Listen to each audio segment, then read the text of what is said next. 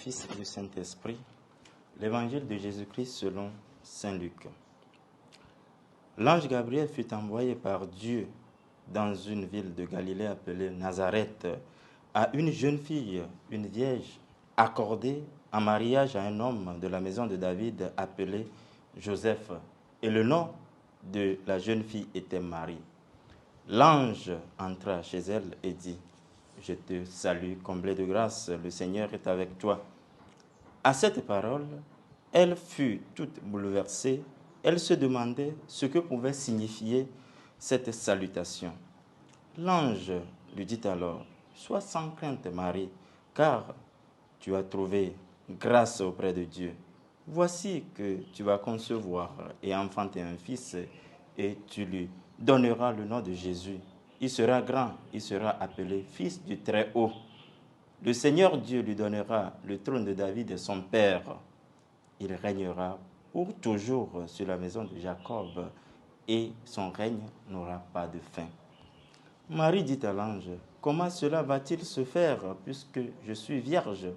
L'ange lui répondit: L'Esprit Saint viendra sur toi, et la puissance du Très-Haut te prendra sous son ombre. C'est pourquoi celui qui va naître sera saint, et il sera appelé Fils de Dieu. Et voici qu'Élisabeth, ta cousine, a conçu, elle aussi, un fils dans sa vieillesse, et elle en est en son 6e mois, alors qu'on l'appelait la femme stérile, car rien n'est impossible à Dieu. Marie dit alors: Voici la servante du Seigneur, que tout se passe pour moi selon ta parole. Alors l'ange la quitta. Nous sommes dans la 2e semaine de Pâques, lundi 8 avril 2024.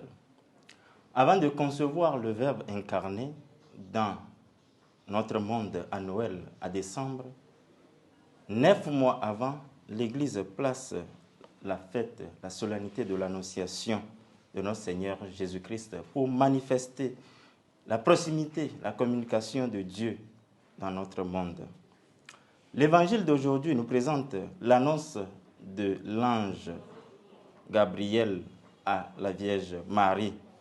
Dès l'entame de la salutation, elle a dit oui à Dieu, même s'il avait son projet personnel de mariage avec son fiancé Joseph.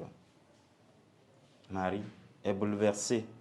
Elle veut comprendre, raison pour laquelle elle dit: Comment cela va-t-il se faire, puisque je ne connais pas d'homme? Par son oui, Marie nous apprend que quand Dieu fait l'irruption dans notre vie, ne regardons pas d'abord nos calculs, nos projets personnels. C'est toujours un plan d'amour, d'accomplissement qu'il nous réserve pour notre plus grand bien. Marie dit oui, fait confiance à l'annonce de l'ange, laisse sa volonté s'accorder à la volonté divine. Elle finira par répondre: Je suis la servante du Seigneur, qu'il m'advienne selon ta parole. Ce qui a valu un plus grand bien pour l'humanité tout entière, la naissance du Sauveur.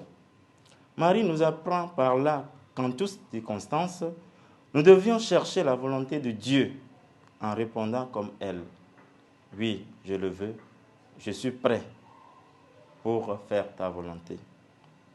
Si Dieu s'est fait homme pour nous sauver et a eu l'assentiment de Marie, alors nous aussi, comme Marie, apprenons à dire oui à Dieu. Oui, Seigneur, je suis prêt à écouter ta parole.